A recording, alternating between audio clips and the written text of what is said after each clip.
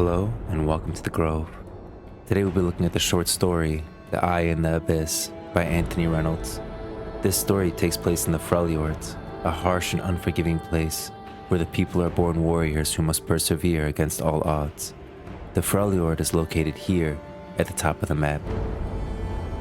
Previously, we went through the short story The Legend of the Frozen Watchers, which also takes place in the Freljord. I would recommend watching that video before this one. Sigvar Half-Quiver knelt on one knee, head bowed, while the wind beyond the gates howled like the ice wraiths of legend. He was the cleaver of peaks, the bloody sword of Winterspike. He had taken the head of the war chief of the Chosen Children, Helmgar Cragheart, and had held the Valley of Spines alone, fighting the Morn Crow tribe to a standstill until reinforcements from the Citadel arrived. What's more, Sigvar was Iceborn, and yet, for all his deeds, all the honors he had earned under the Eye of Lysandra, as he knelt in the open gateway of the Frostguard Citadel, with the wind lashing and the unearthly banshee's wail of the howling abyss whipping around him, he felt a flutter of trepidation at the task ahead. He did not wear his heavy dark armor, for its weight would have been impractical for what was to come, but he felt comfort in having his shield on his back and his sword at his hip. Expectation hung upon him. He prayed he would not be found wanting. You delve now into the darkness below, brothers and sisters of the Lodge, said Relaka Split-Tongue, Frostfather of the Keepers. But you will not be alone.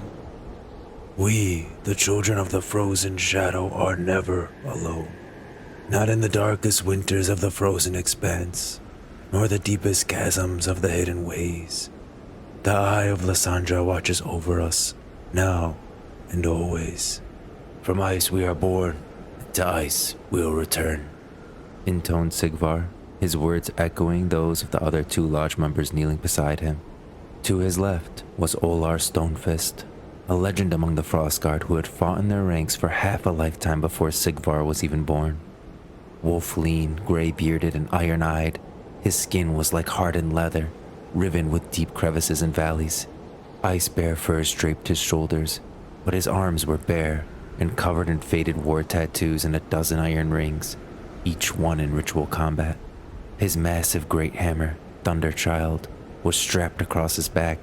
That weapon, its head encased in true ice, was as storied as Olar himself. To Sigvar's right knelt Hala, ice in her soul. While he idolized Olar, Sigvar was overawed by Hala, utterly fearless and her faith unshakable. She was as unforgiving and deadly as winter.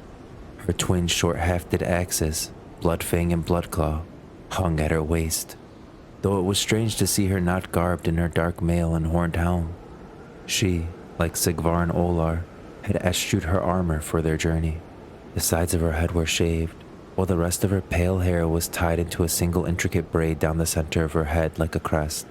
Her left eye was white, blinded by a blow that had left a trio of savage scars cut across her face. He'd heard Olar tell the tale of those scars, earned when Hala had fought a hunting pack of Ursine. She'd killed 3 before the others slunk off, so it was said, and Sigvar believed it. Had she not been embraced into the Frostguard as a child, Hala would undoubtedly have been a powerful war mother in one of the tribes beyond the Citadel. The Frost Priest stepped in close, moving first to Olar. The Eye is upon you, he incanted. Sigvar barely heard Olar's growled reply.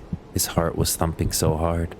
Then the Frost Priest was in front of him, and his stomach lurched, as it had before his first battle. Look up, Frostguard, the priest said quietly, and Sigvar obeyed, tilting his chin back to look upon the old man's face.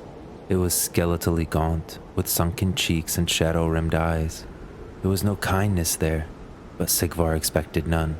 A shard of sacred dark ice hung around Split-Tongue's neck, another topping his knotted staff, slivers of holy reverence used for healing and worship.